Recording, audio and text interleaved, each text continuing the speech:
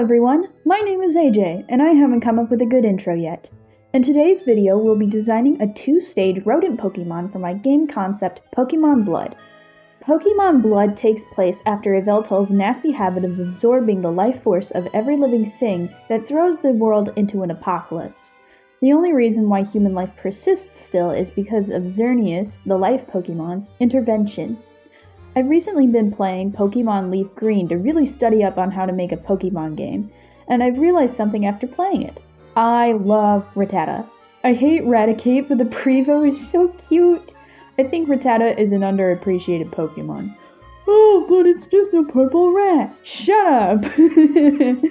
Anyway, I wanted to make a Pokemon that's like Rattata. Super common, but also fairly cute and a solid fighter. There's only one problem. Rattata is a normal type. After Yveltal's return to hibernation, normal types were almost completely wiped out. Most were replaced by ghost-type versions of themselves if they continued to exist at all. The most common Pokemon types would be Fairy and Rock. This is because Yveltal is a Flying and Dark type, which Fairy and Rock-type Pokemon are strong against. They would be able to hang on to enough of their life force to survive the reckoning, without Xerneas needing to completely revive them. So how about we make a Fairy-type rodent Pokemon? There isn't a rodent alive that screams fairy type more than rabbits do. Rabbits are just the most adorable creatures to ever live, and I will fight you if you disagree with me. I won't win, but I'll show up to the fistfight with a knife, if you know what I mean. For the first evolution, I of course drew the cutest baby bunny that I could think of. Brand new baby bunnies are not that cute, actually. They're born bald and blind and kind of gross looking like slimy little rats, but I still love them. There's not a lot to say about making their body. I just took a baby rabbit and made it more friend-shaped, rotund, round, with nice long leggies for good jumping.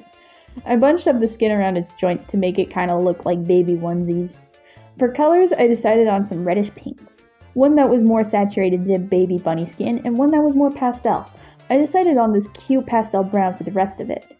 The bunny that I based this off of was the eastern cottontail, which is the North American rabbit that lives everywhere east of the Rocky Mountains.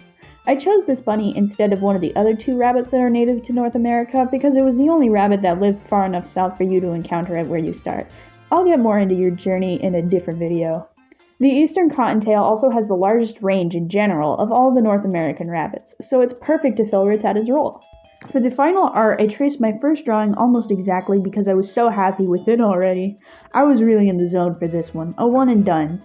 For the shiny, I leaned as hard into the fairy typing as I could without making it pink again.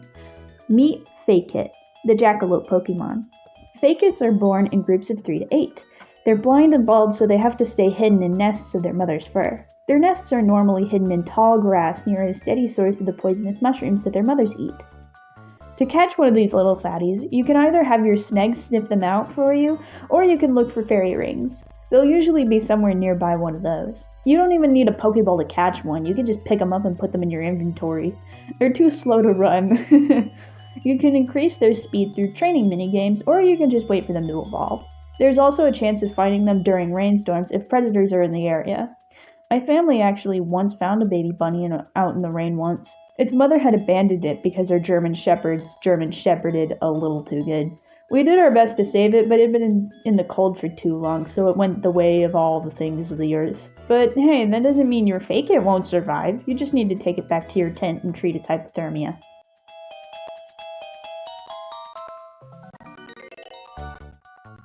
Now for the final evolution. I tried looking up references of bunny Pokemon to see if there were any design motifs I could copy, but to my disappointment, there has not yet been a bunny Pokemon that doesn't stand on 2 legs, even the ones that aren't hot. That's stupid! Put them on all 4s! So yeah, making this final evolution was a little more difficult than the first. I did have an idea though. Pokemon Blood, as you can probably guess from the name alone, even without knowing the lore yet, is a darker version of Pokemon. I want to go like a more mature adult version of it. My favorite parts of Pokemon are the cute little animals that have weirdly dark lore, like, what's the name? The worm on the string Pokemon that sucks out the internal fluids of its prey. I love that kind of darkness, where it's It's adorable, but it follows the natural world order of the darkness that comes with the natural world just being horrible. Oh, nature is cruel. I also love the darkness of old fairy tales. Our modern perception of fairies I believe to be far inferior to the old ways. In many fairy tales, a lot of fairies were evil or weird or creepy or all three.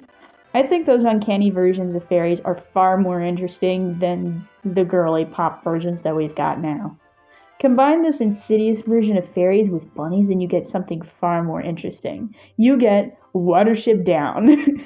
That's where my mind went when I was making this thing. I have not actually seen the original Watership Down, and I hated the visuals of the remake so much that I stopped watching at the 6 minute mark, but I have seen many a video essay. This movie is about bunnies that attack each other, and it's dark, and there's blood, and some of them get buried alive, and the visuals are weird and wacky. This also made me think of those crack rabbits that look like they've seen some disturbing things and I knew exactly which direction I wanted to go in.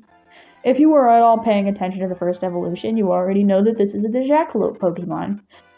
The myth of jackalopes is believed to have come from some early American explorers and maybe Native Americans. I don't know. I don't care about the human side of the research. Seeing rabbits with the cottontail rabbit papillomavirus from a distance. This disease creates growths that resemble horns, especially around the head and the booty. While not deadly itself, it can cause starvation if the horns grow around the mouth, which can interfere with eating. This disease was discovered in 1933 by Richard E. Shope in the Midwest, so it's absolutely perfect for a North American region. The first head I drew looked a little too bug-like and weird, and I wasn't vibing with it, so I started over. This time I started with the pose instead of just jumping into the head. I gave it red eyes this time, which helped a lot with making it not look like a bug this time. I gave it a nice startled expression because bunnies are some of the most anxious animals to ever live. I made it nice and fluffy this time to really communicate that the first evolution is as bald as Mr. Clean. After that, I remembered to give it big old eyelashes, because cottontails have those long, luscious eye hairs. Then I added horns and tusks. It still looked like it needed something, so I decided to add some spots. It took me way too much fiddling around to get the spot pattern that I eventually came to, but it was worth it. I also went back to Fake It and added a singular spot on its back so that there's a little bit more, design of foreshadowing and that good stuff that Pokemon does sometimes. For the final art, yes, I traced again. It saves time, so shut up. I simplified its horns a little since there was a little too much tension there for my liking, and I made adjustments to the legs. After that, I added red shading, some highlights, and a little bit of texture to the fur. I plopped in a background that I made in a different file, and then made the shiny. Then it was done. Meet Bitry, the jackalope Pokemon. This Pokemon is terrified of everything because everything wants to eat it. They have been known to eat their own young if they get too stressed out. This is something that bunnies will actually do, and actually kind of a lot of rodents, especially rodents that have a high amount of corn in their diet, which is kind of interesting that corn does that to rodents. The abundance of this Pokemon would make it the perfect meal for any predator Pokemon you need to feed, and even yourself. Its fur is very soft, and the skins you get after eating them can be used to craft the parka, which you'll need in order to explore the tundra. I wanted to include a mechanic in Pokemon Blood where you have to feed your Pokemon, which would give you some reasons to build a team that's more herbivorist, that's made of mostly herbivores, because then you can just put them on any patch of grass and they'll graze. But for predator Pokemon, even though they're stronger and have an advantage over all herbivore Pokemon, you do have to feed them semi-regularly. So, like for reptiles, you wouldn't have to feed them nearly as much. Like you would only have to feed your Scoil every 7 in-game days. So you could catch some Fake-Its and take them along for the ride, and you just feed them to your Scoil whenever it gets hungry. Could also be interesting if that gave your Pokemon a slight power boost whenever they got fed, but that might be a little too complicated. That might be too much mechanic. Anyway, that's everything I've got for this week. Thank you so much for watching. Ko-fi, commissions, Patreon, all that good stuff in the description. I'll see you all again next week in a super cool video about how to catch your starter. See ya!